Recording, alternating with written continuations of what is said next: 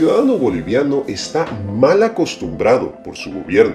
Así es, como todos los gobiernos latinoamericanos, el partido político dominante en Bolivia se llama Movimiento al Socialismo y, como lo dice su nombre, tiene políticas de izquierda y populistas en un país con mucha pobreza. Pues una de estas políticas son las subvenciones del gas, la gasolina, el diésel y también el trigo. Es decir, el gobierno importa todos estos productos pagando un monto más alto, pero se los vende a los ciudadanos bolivianos a un monto más bajo. Solo para darte un ejemplo, un litro de gasolina en Bolivia vale alrededor de 40 centavos de dólar, mientras que en el país vecino de Brasil, ese mismo litro vale casi 3 veces más. Y siendo la gasolina, el diésel, el gas y el trigo los motores de la economía, pues esto está creando un nivel de inflación bajísimo en el país. Aquí en este gráfico verás los niveles de inflación en Bolivia. Como verás, en los últimos 5 años, la inflación en Bolivia ha rondado el 1 a 2% anual.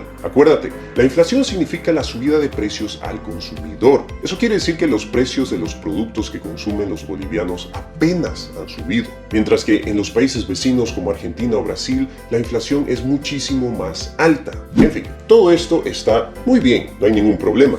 Pero es completamente artificial, ya que el gobierno de Bolivia importa los recursos más importantes de la economía como la gasolina, el diésel, el trigo y los mantiene baratos. No obstante, para poder mantener todo este sistema de baja inflación y precios bajos de todos estos recursos, el gobierno tiene que gastar muchísimo dinero. Y es ahí que llegamos al problema más importante que tiene Bolivia. ¿Se acuerdan que les mostré que Bolivia ya no tiene ahorros al ver las reservas internacionales? ¿Y se acuerdan que les mostré que el gobierno de Bolivia está más endeudado que nunca? Pues esto significa que el gobierno de Bolivia ya no tiene más dinero. Se ha acabado el dinero y el gobierno está haciendo lo imposible para poder mantener este sistema de subvenciones de la gasolina, del diésel y del trigo. Una de estas medidas es al intervenir en el sistema bancario y tomar control sobre los dólares que circulan en Bolivia. Este es otro detalle muy importante.